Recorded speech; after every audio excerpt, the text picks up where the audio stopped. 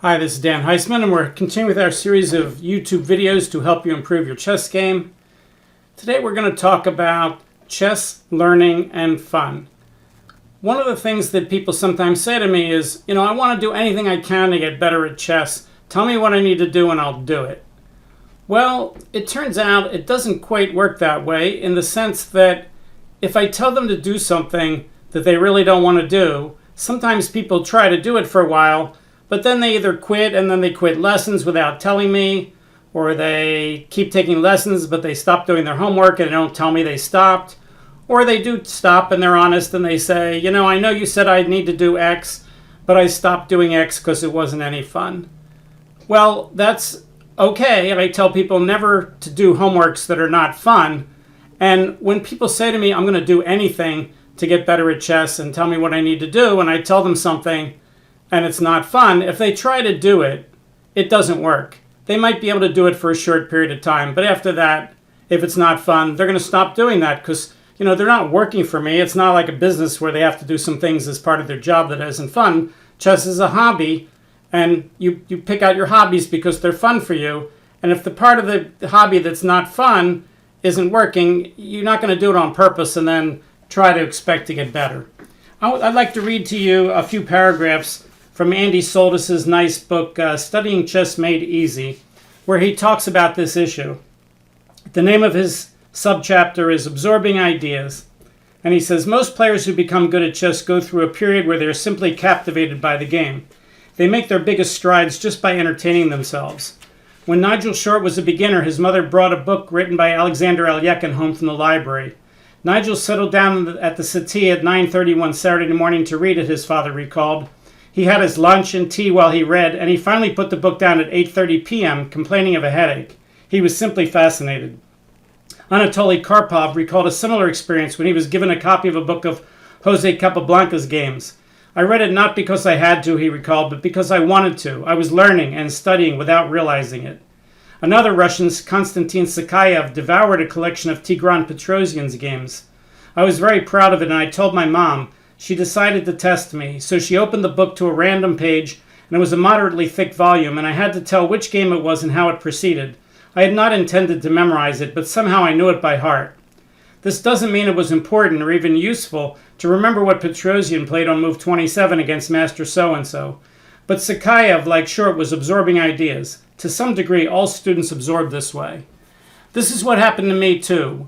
When I started playing chess as a teenager, I started reading annotated master games, and in those days we didn't have the kind of good instructional anthology books that we have today. There was a few of them, like Chernev's Logical Chess Move by Move and Chernev's Most Instructive Games of Chess Ever Played, but most of the books were, Botvinnik's best games and Capablanca's best games and Alekhine's best games, stuff like that.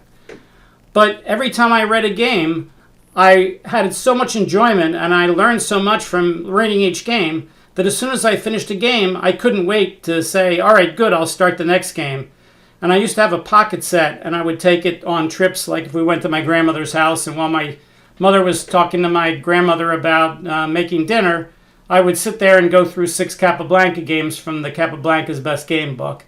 And I would just, as soon as I got done the game, I would set up my pocket set again and go through it again. I didn't do it necessarily because I wanted to be a better chess player. That was the goal. I did it because it was so much fun I couldn't stop. Every time I finished a game, I wanted to start the next game.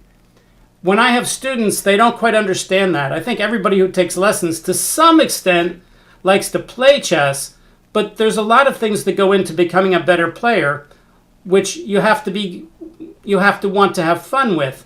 For instance, when people play slow games and they have a choice of several different moves, and you have to figure out by slowly analyzing each move which is the better move, to me and to all good players, that's fun. It's fun to figure out which is the best move. It's fun to analyze and evaluate the position.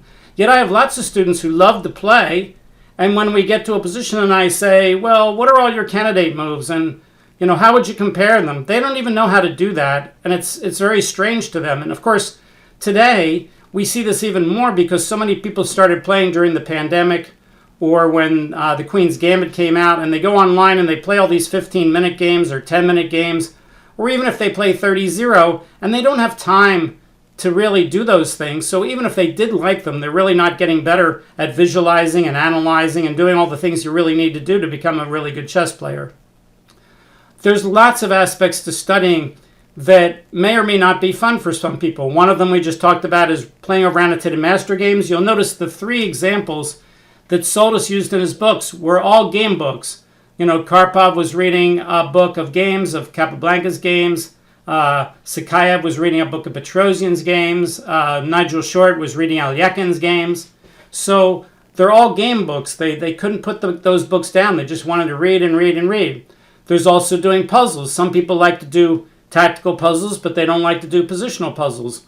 Or they like to do tactical puzzles, but they don't like to do easy ones because they're too easy and they don't realize the benefit of trying to learn how to recognize them.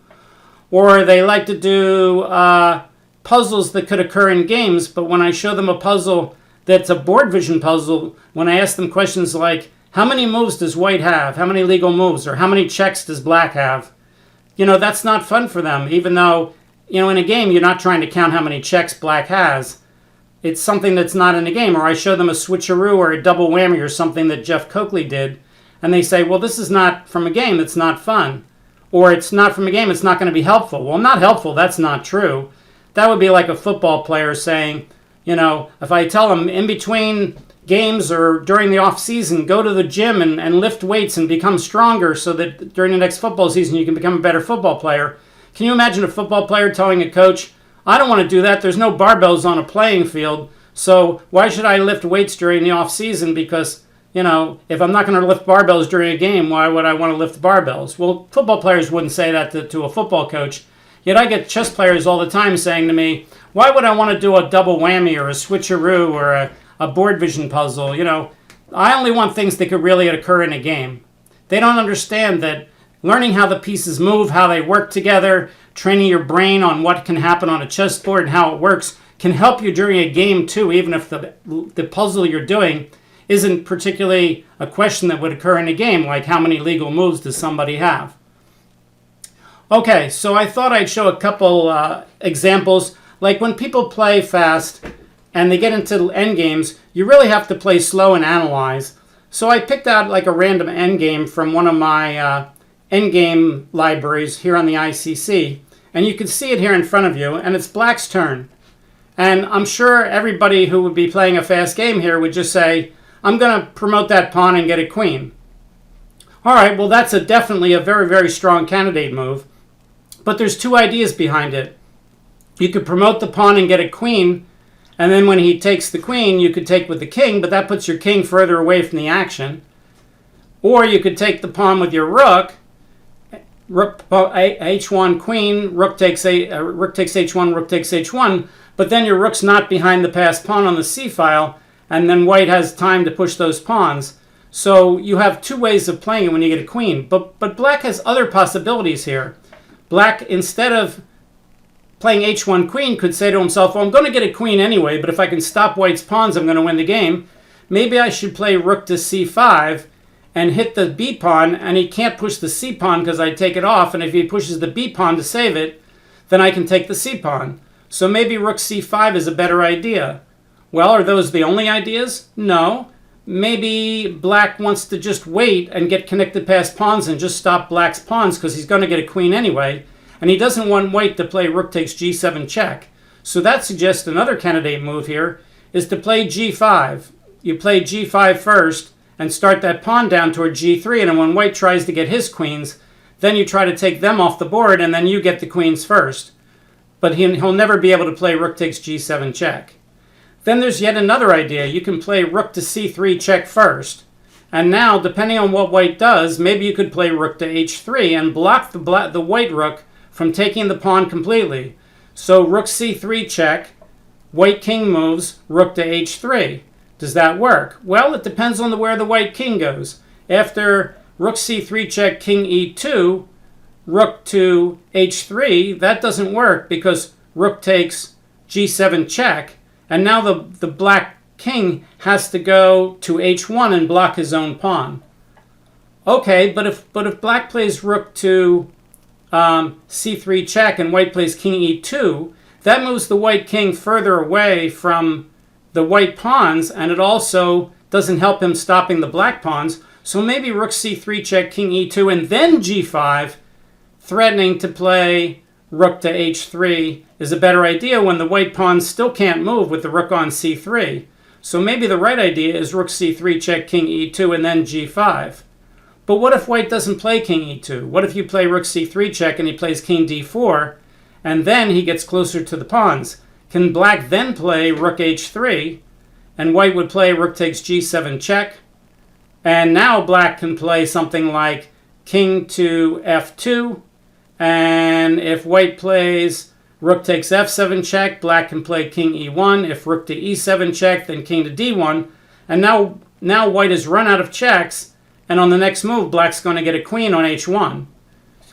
So the line rook that I'm looking at here, and people say to me, why don't you draw lines? Well, I'd like you to visualize it if you can, but here's the lines. Rook c3 check, king d4, rook h3, rook takes g7 check, king to f2. The rook can't come back to g1 now, so rook takes f7 check, king e1, rook e7 check, king d1, and now black's threatening to get a queen, and white's 2 moves away from his getting a queen. So can white then play c7 and then after h1 queen get his own queen? Well, black's got a queen and a rook, and it's his turn, and he's going to try to checkmate him. Does that work? Well, we'd have to try to figure it out. It's not easy. But if you're someone who's used to playing a lot of 15-minute games, or even a 30-0 game where you don't have a lot of time, I always tell my students, try to play with an increment. You're not going to be able to figure this out. Maybe more than one of these ideas wins. Maybe just getting a queen first, which is the simplest, and when he takes, taking back with the king would win. Let's take a look. Let's take some of these lines off the board, make it black's move again. So let's do this in our head. h1 queen, rook takes h1, king takes h1, and now b6 loses to rook takes c7, c6. c7 loses to rook to c7, so white's going to play king to d4. What's black going to do? Well, he could race with white.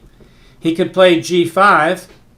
Then white could play king to d5, and then g4, and then white's going to play b6. Looks like this race is going to be pretty close. So after h1 queen, rook takes h1, king takes h1, king d4, g5, king d5, things look like they're going to be pretty close.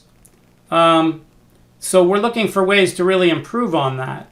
All right, well, I don't want to spend the whole video analyzing this position. I just wanted to make the point that if you don't think it's fun trying to figure this out, and if you want to be a good chess player and you get to endgames you don't know how to analyze, or if I give you this as a puzzle and I say, black to play, what would you do? And you just look at it and hand wave and say, well, if h1 queen, of course, without trying to analyze whether that really wins, well, then you're not going to be as good as people who try to sit there and figure out, gee, maybe I should play rook c3 check first, followed by either rook h3 or g5, depending on where he puts the king.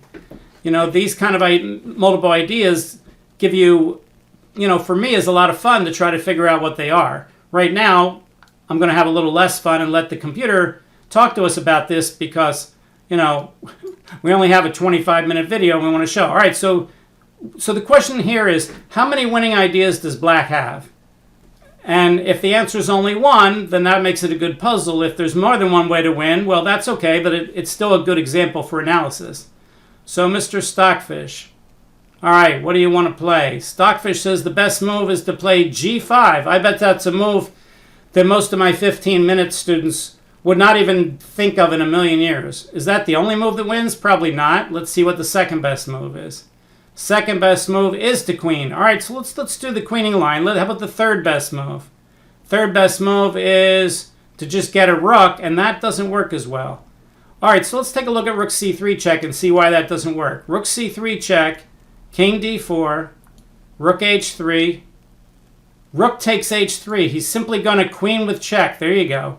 King takes, pawn up, pawn queens with check. And now black's ahead, but he's got a problem. He's got an extra pawn, but white's pawn is closer to queening.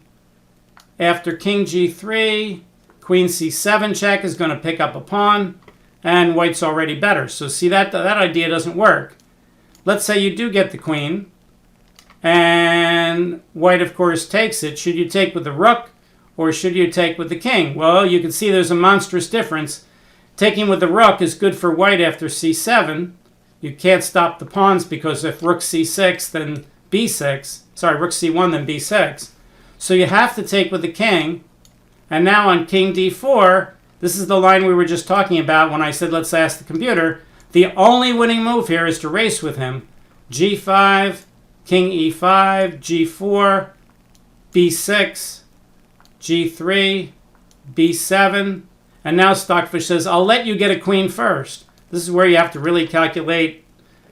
You know, you can't just say, oh, I'll just queen the pawn on the first move and I'll win. You have to look at some of these lines, which isn't easy. So white gets the queen first.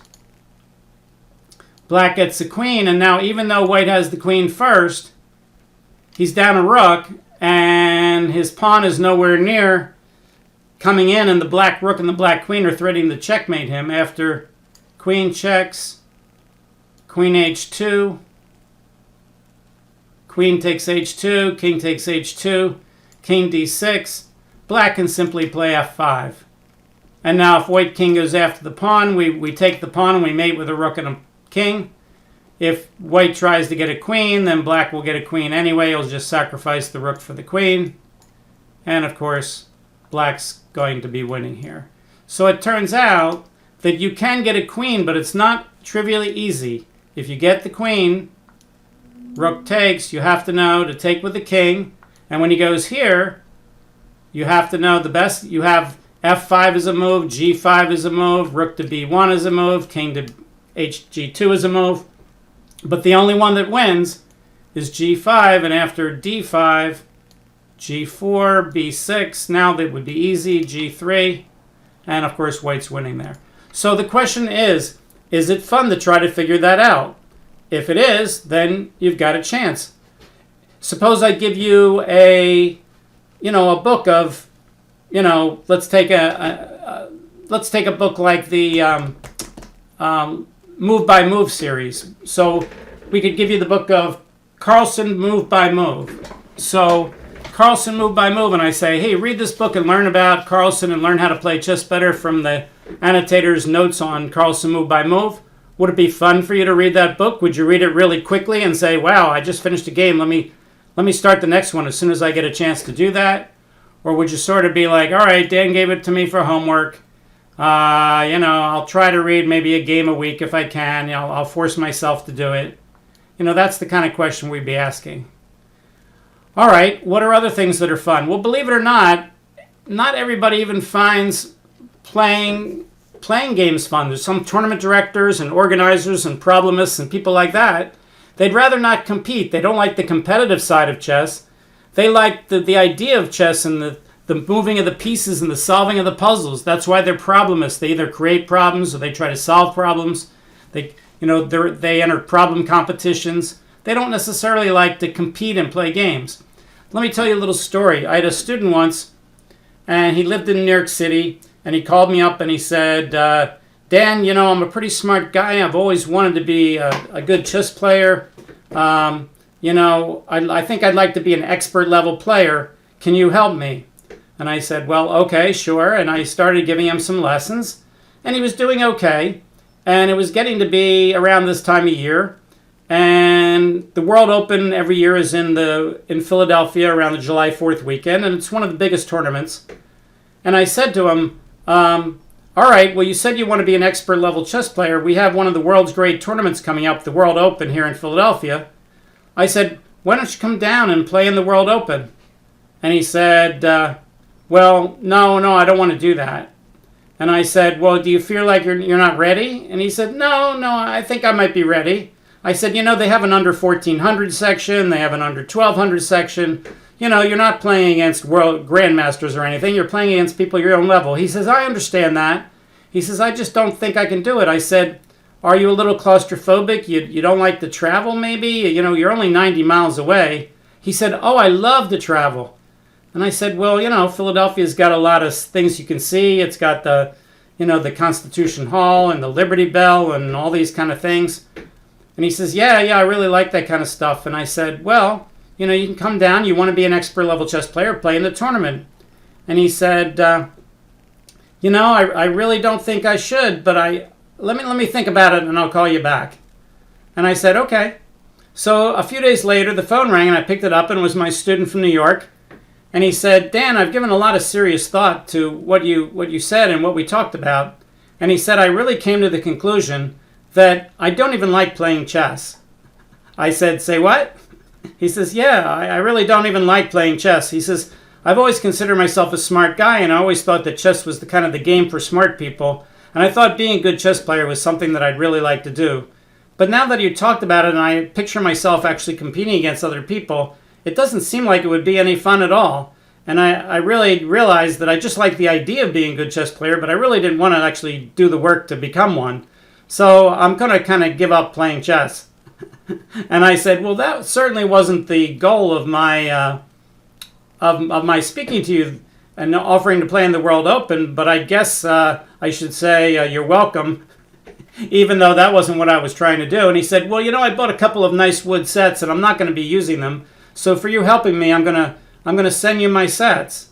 I said, you don't have to do that. And he says, oh, I'd like to do that. So we did. So a couple weeks later, I got a package in the mail, and there was these two fairly nice wood chess sets that this gentleman had purchased that he sent me as a gift, and I still have them downstairs in my den where I teach my live students. Hopefully I'll be teaching live students again in the next few weeks. Let's show another example of a puzzle that's not from a game that I was talking about earlier. Let's set up the board. Okay, so here's the puzzle. This is what's called a proof puzzle. You have to prove that a certain position can be reached in an actual game and the number of moves that are required. So in this puzzle, the position will look like this. We're going to put a black pawn on d5, and we're going to take the knights on g1 and g8 off the board. All right, so it's white and black to start a game from the starting position and reach this position with cooperation after both sides have made 4 moves. So you have to prove that if white makes 4 moves from the start of a game and black makes 4 moves from the start of a game, that you can reach this position. All right, let's say that one more time. You're going to try to reach this position after 4 moves for both players, where both players are trying to help reach this position after each player makes 4 moves from the original position. So you're going to start from this position and try to reach that position with both players making 4 moves. Okay, that's called a proof game. Now, if you say to yourself, boy, that sounds really stupid and I don't want to do that and that's not fun, well, that's okay. But people who find all these things fun, whether it's playing over annotated games or doing tactical puzzles or positional puzzles or reading Capablanca's best games or doing these kind of special kind of puzzles that teach you how the pieces move and how they cooperate and how they work together.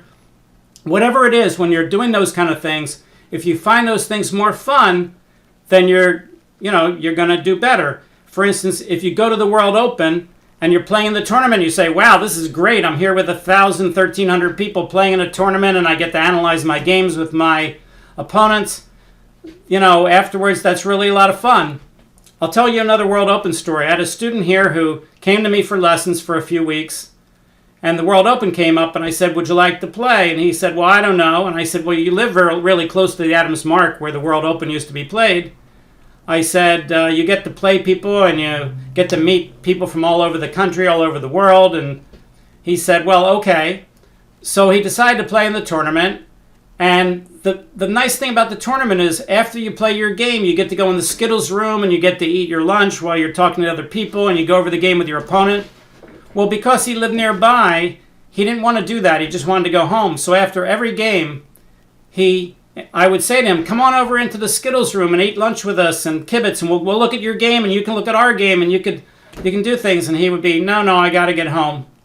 So he finished his last game. And I said, well, how'd you like the tournament? He said, it wasn't any fun. And I said, well, I think it would have been a lot more fun if you had, gone over the games with your opponents and had lunch with us and sat down and done all the tournament kind of things. He said, no, I think I'm not going to take any lessons anymore. Thanks, Dan. And he walked out the door and I never saw him again. So he kind of missed the idea. He thought the tournament was only for playing the games and not for socializing, not for going over games with your opponents, not for going over other people's games, just not for meeting people so that when you come to the tournament, you're not a stranger. He just saw, I come in, I play, I go back out the door. And of course, that is less fun for sure.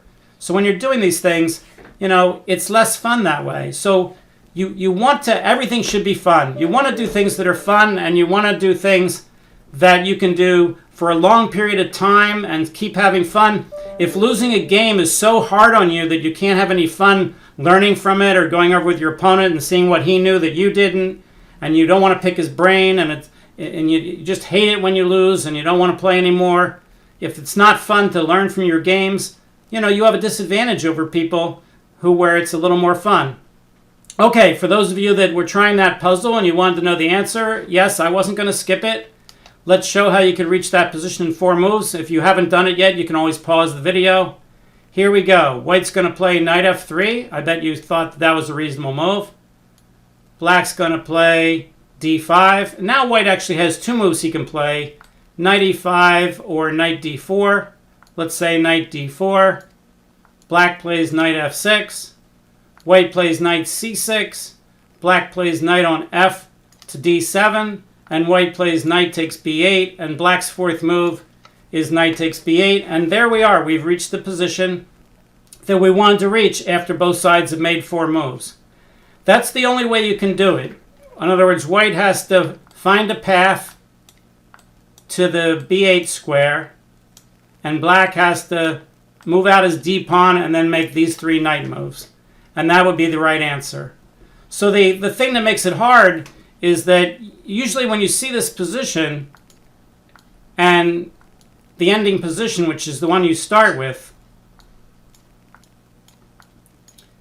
and you just make the obvious assumption that these knights on b1 and b8 never moved, it doesn't occur to you that the knight on b8 has to be the one that started on g8. It looks like that the chances of that are very, very small. And that's why that's a good puzzle, because the chances are small, yet it has to be. That knight on b8 is the one that started on g8. Okay, so today's video was on chess learning and fun. The best thing you can do to help me with these videos is tell your friends about it, all your chess friends about our videos. I've got like 188. I'm hoping that by the time I get to number 200, I'll have covered most of the basic ideas on how to get better at chess. And then after 200, it'll all be gravy. We'll do a whole bunch of fun things.